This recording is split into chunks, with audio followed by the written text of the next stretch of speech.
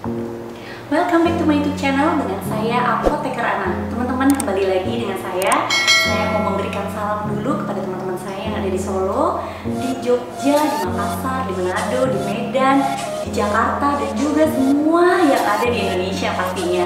Semoga semuanya selalu dalam keadaan sehat tentunya, dan jangan lupa selalu menjalankan protokol kesehatan yang dianjurkan oleh pemerintah, yaitu dengan selalu menjaga jarak, kemudian mencuci tangan, dan selalu menggunakan masker ya teman-teman. Nah teman-teman, kali ini saya mau bahas tentang ketombe. Apa sih ketombe itu? Dan bagaimana cara kita menangani atau membasmi ketombe nih teman-teman? Mulai kita bahas ya. Apa sih ketombe itu? Ketombe atau biasa kita sebut dandruff ya teman-teman ya.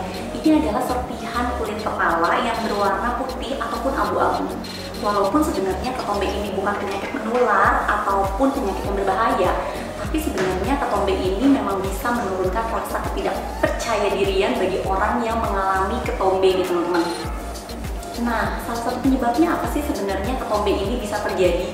Jadi ketombe ini disebabkan oleh pertumbuhan dan kerontokan sel kulit kepala yang terlalu cepat. Jadi diduga disebabkan gangguan pada kelenjar penghasil minyak di kulit kepala yang membuat terlalu banyak memproduksi minyak di kulit kepala.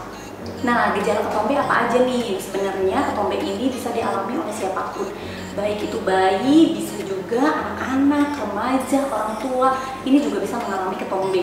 Nah, salah satunya yaitu gejalanya ya gatal, sampai kita garuk-garuk nih teman-teman, akhirnya timbullah rasa kemerahan. Setelah kemerahan, akhirnya timbul rasa bengkak ya teman-teman. Setelah itu apalagi yang ditimbulkan? Biasanya terjadi kerontokan pada rambut. Nah, ini bisa juga memang akhirnya menular ke bagian tertentu, biasanya di alis. Ini ada juga yang akhirnya mengalami ketombe ya teman-teman ya. Terus ada juga di, kalau laki-laki biasanya di janggut ya teman-teman ya, ataupun di bagian kumis. Ini juga memang bisa mengalami yang namanya ketombe teman-teman. Nah, penyebab ketombe itu apa sih? Jadi bagian kulit kepala kita ini mengalami yang namanya regenerasi kulit ya teman-teman ya. Jadi sebenarnya kulit ini mengalami yang namanya regenerasi. Nah, regenerasi ini yang terlalu cepat, ini yang akhirnya menyebabkan ketombe teman-teman. Jadi karena sel-sel kulit mati dan kulit mati ya teman-teman yang ada di kepala kita ini, itu yang akhirnya rontok. Nah, ini yang dinamakan sebenarnya sih ketombe itu sendiri. Jadi rontoknya sel kulit mati ini pada kulit kepala menimbulkan yang namanya tadi ketombe itu. Ini memang ada beberapa faktor yang mempengaruhinya. Yang pertama itu adalah, yang pertama ya teman-teman ya, jarang keramas atau terlalu sering keramas. Waduh, jadi sebenarnya waktu yang tepat ini kapan sih teman-teman?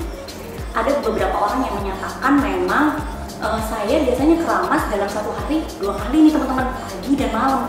Sebenarnya itu tepat nggak sih? Nah, yang benar itu adalah setiap hari 1 kali atau 2 hari sekali teman-teman, atau seminggu 3 kali. Nah, itulah sebenarnya yang benar ya teman-teman ya.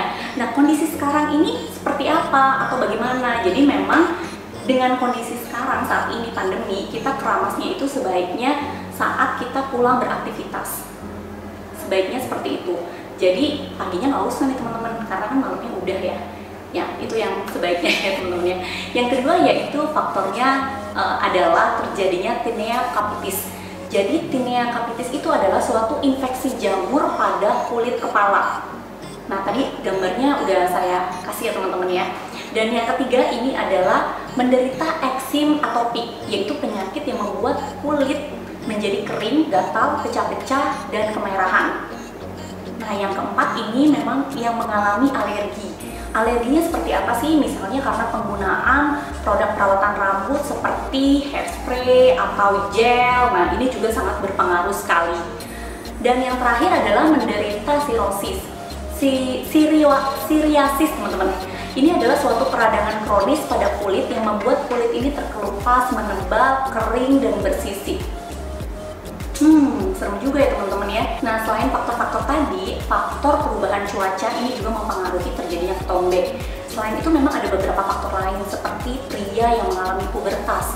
Ini juga bisa mengalami ketombe teman-teman. Kemudian juga adalah kulit atau jenis kulit kepala yang berminyak. Ini juga salah satu yang menyebabkan terjadinya ketombe. Terus selain itu adalah menderita penyakit yang berpengaruh terhadap sistem kekebalan tubuh seperti HIV, kemudian mengkonsumsi minuman beralkohol, sering mengkonsumsi makanan tinggi, gula, pedas, ataupun yang mengandung banyak garam. Dan yang terakhir adalah kurang mengkonsumsi makanan yang mengandung vitamin B seperti telur, keju, ikan ya teman-teman. Pengobatan ketombe. Jadi kalau tadi kita udah bahas penyebab ketombenya apa, pengobatannya sebenarnya gampang banget. Yang pertama yaitu kita harus mengkonsumsi makanan yang kaya akan vitamin B seperti yang tadi disebutin, telur, ikan, keju ya teman-teman. Terus selain itu kita juga harus menghindari makanan yang tinggi akan kadar gula, pedas, dan juga tinggi kadar garamnya ya teman-teman ya. Ini juga harus dihindari. Kemudian batasi penggunaan hairspray atau gel. Dan yang terakhir yaitu gunakan produk yang memang untuk anti ketombe nih teman-teman. Jadi ada beberapa nih teman-teman seperti sampo anti ketombe. Nah ini bisa kalian pilih, nanti saya jelaskan kandungannya apa aja. Dan yang pasti adalah keramasnya ini diatur, yaitu yang baik adalah seminggu ini 3 kali atau 2 hari sekali, atau kita bisa kalau dengan kondisi seperti ini ya, ini bisa setiap hari tapi 1 kali sehari. Nah, pengobatan ketombe pada anak-anak maupun remaja sebenarnya atau orang tua ya teman-teman, ini tidak jauh berbeda, yaitu kita bisa memulai dengan menggunakan sampo anti ketombe nih teman-teman. Jadi sampo anti ketombe ini nanti kalian pilih yang memang mengandung beberapa ingredientnya yang memang dikhususkan untuk anti ketombe itu sendiri atau untuk ketombe itu sendiri. Dan kalau memang tidak kunjung sembuh atau memang mengalami alergi, baru teman-teman bisa pergi ke dokter. Nah, sebenarnya produk anti ketombe apa sih yang harusnya kita pilih? Jadi kalian bisa melihat kegunaan masing-masing ya teman-teman. Nah, ada beberapa ingredient nih, contohnya seperti zinc pyritinoin ya teman-teman ya, atau PTO sih, zinc PTO biasanya. Dan ini berfungsi untuk membunuh jamur yang bisa menyebabkan ketombe. Jadi zinc ini merupakan zat anti ketombe. Dan yang kedua adalah asam salisilat. Jadi zat ini memang membantu untuk melembutkan dan membuang kulit mati yang menumpuk pada kulit kepala. Jadi jika terjadi kulit kering, ini sih gampang banget, kalian bisa gunain pelembab atau conditioner. Nah, yang ketiga yaitu sampo berbahan ter. Jadi zat ini bisa membantu memperlambat produksi sel kulit mati pada seseorang yang memang memiliki rambut berwarna terang. Biasanya sampo berbahan ter ini dapat mengakibatkan perubahan warna rambut itu sendiri. Kemudian selenium sulfit ya. Zat ini berfungsi untuk memperlambat produksi sel kulit mati dan membantu mengurangi pertumbuhan jamur. Tapi produk ini biasanya nggak cocok buat rambut yang memang mengalami pewarnaan seperti saya nih misalnya ya teman-teman ya. Jadi biasanya perubahannya ini lebih cepat, jadi kembali ke warna yang semula sebenarnya. Dan yang terakhir adalah ketoconazole. Jadi ketoconazole ini memiliki dampak sebenarnya yang cukup kuat sebagai obat anti jamur, dan biasanya ini digunakan seandainya produk-produk yang tadi ini tidak memberikan hasil. Nah, salah satu produk yang biasanya saya gunain ini ada nih, tunggu sebentar ya, saya ambil dulu.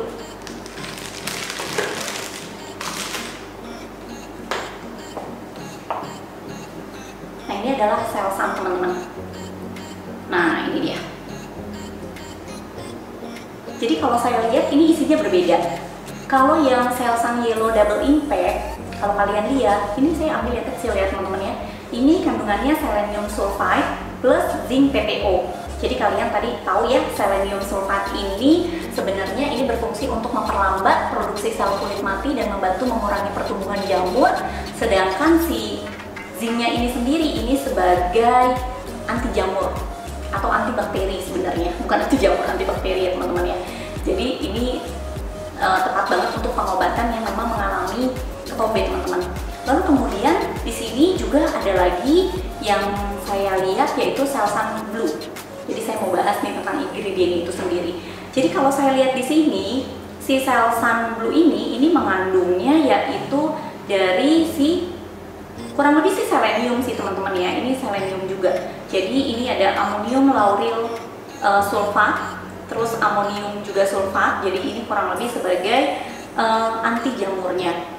Jadi nanti kalau untuk pengobatan kalian bisa menggunakan si si Selsun Yellow Double Impact, dan kemudian untuk penggunaan sehari-hari kalian bisa gunakan extra conditioner formulanya.